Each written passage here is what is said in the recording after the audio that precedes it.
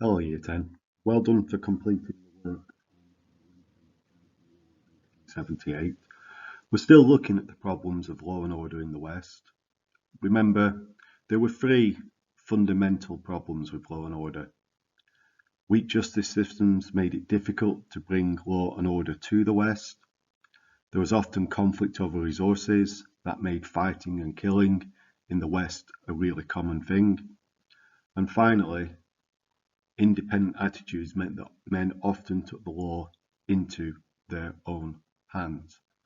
So today we're going to look at another case study. We're going to look at a case study about Wyatt Earp and the gunfight at the OK Corral. So on to the next slide. So this is probably the most famous story in Western history, and it's gone down into Western myth.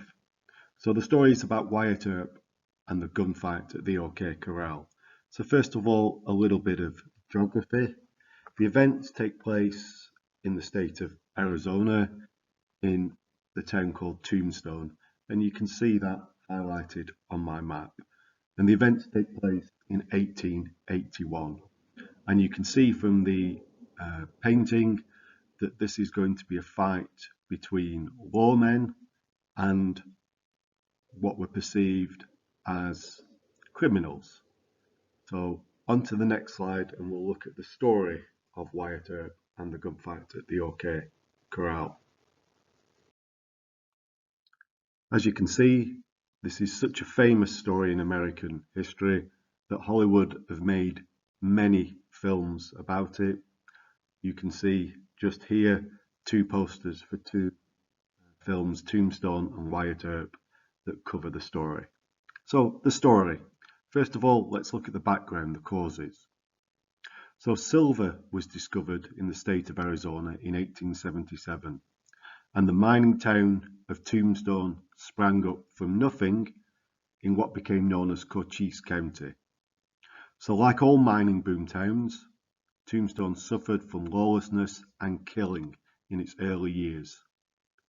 As it grew, a rivalry developed between the mine owners and the leading citizens of the town on the one side, and the small ranchers and cowboy outlaws of the local area on the other.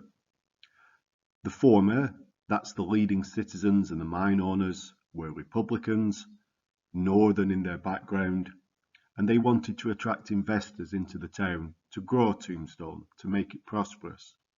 They wanted it to be a peaceful place where people could do business. The latter, these are the cowboys and the ranchers, were Southern, mainly Texans, and were Confederate sympathizers. They rode into town from time to time simply to enjoy a good time that entailed drinking and gambling, and that could lead to violence. They were known as the Cowboys, which in Cochise County at that time meant rustlers, cattle thieves. And as it was on the border, the area was ideal for trading in cattle stolen in Mexico to the south and brought across to be sold to the hungry miners of Tombstone. So the rivalry in Tombstone was both economic and political. On one side, you have Northern Republican mine owners and leading citizens who want Tombstone to be a civilized, prosperous town. On the other side, you've got Southerners, the cowboys, Confederate sympathizers who want Tombstone to remain this wild place of fun and a place that's beyond law and order. So we've got the rivalry in Tombstone was both economic and political. It was North v South. Remember, the Civil War had happened only 10 or so years before these events. So there's still a lot of hatred between Northerners and Southerners, and that's going to come to the boil in the events at Tombstone. So, the narrative of events, what happens? So to tackle the town's lawlessness, the leading citizens and the mine owners hired Virgil Earp as a lawman. He's the eldest of 5 brothers, Virgil had fought in the Union Army in the Civil War, so he's a Northerner. He was Deputy US Marshal for Cochise County and also became Town Marshal of Tombstone. His brothers Wyatt and Morgan came to Tombstone with him, and they served as deputy marshals. They had had checkered careers and had not always been on the side of law and order. So the Earps are part lawmen, but they're not beyond corruption and criminal activity themselves. To add to the existing town rivalries, a personal rivalry developed between the Earps, their gunfighter friend Doc Holliday, and some of the cowboys, notably Ike and Billy Clanton and Frank and Tom McCrary. In performing their duties, the Earps had angered the cowboys, and the Clantons in return had threatened to fight or kill the Earps. So the forces of law and order in Tombstone are coming up against this criminal cowboy element. So events came to a head at 3 p.m. on the 26th of October 1881. The precise details were afterwards disputed, but earlier in the day, Virgil Earp had disarmed and pistol-whipped Ike Clanton for going armed in breach of the town bylaw against carrying arms.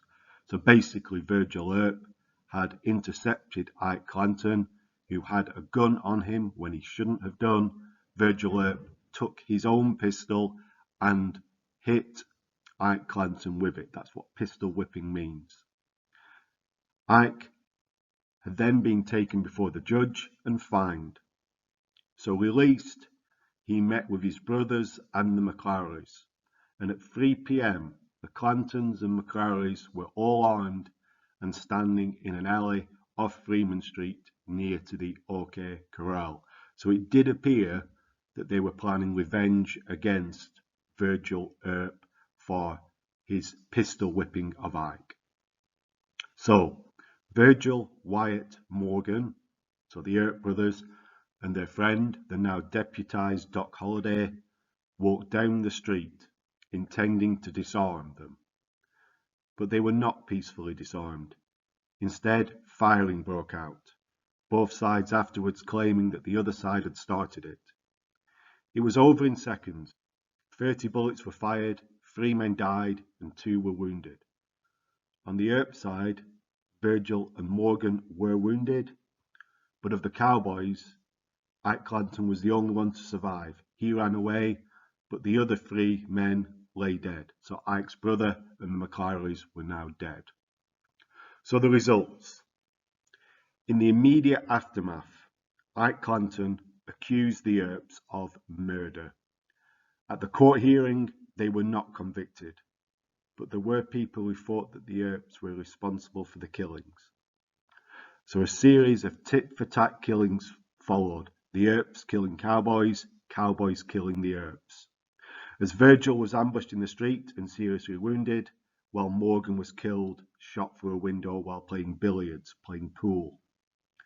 In turn, Wyatt went after and killed more of the cowboys in revenge. And in the end, Tombstone was no longer safe for the Earps, and they left town in 1882. But meanwhile, the power of the cowboys was broken, and Tombstone became more peaceful. The mine owners and the leading citizens had won.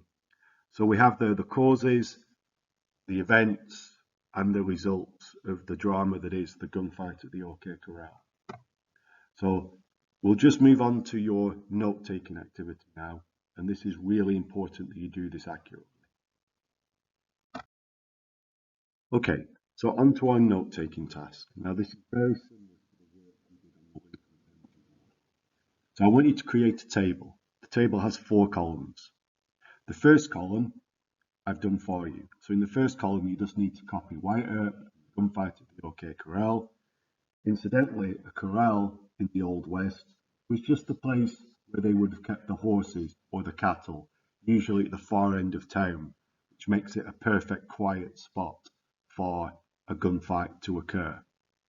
So Wyatt Earp and the gunfight at the OK Corral showed that conflict over resources and vigilante justice caused problems of lawlessness. So the next column, background causes. So when you look at page 94 and read the causes, you should be able to put into bullet points how the problem of conflict over resources and corrupt lawmen is illustrated in the background to the gunfight at the OK Corral. So in this section, you'll have notes on the mine owners and the respectable members of the town.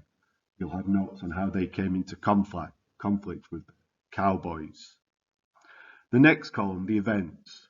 You can see the problem of corrupt lawmen and vigilante justice in the events. So again, you'll look at the section narrative events.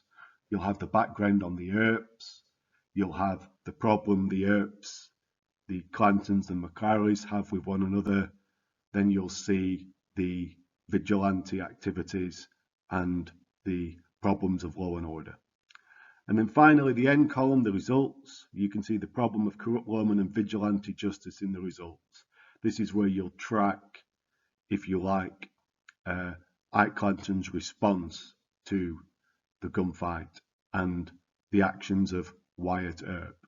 So hopefully, when you complete this grid, you'll have analysed the background, the events, the results of the gunfight of the OK Corral, and you'll have seen in those background events, results, the nature of the problems of law and order, that is, conflict over resources, vigilante justice, corrupt lawmen, all of them are illustrated in this case study.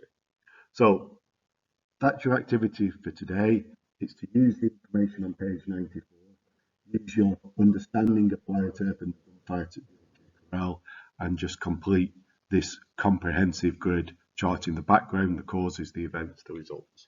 Well done for attempting getting this done year 10.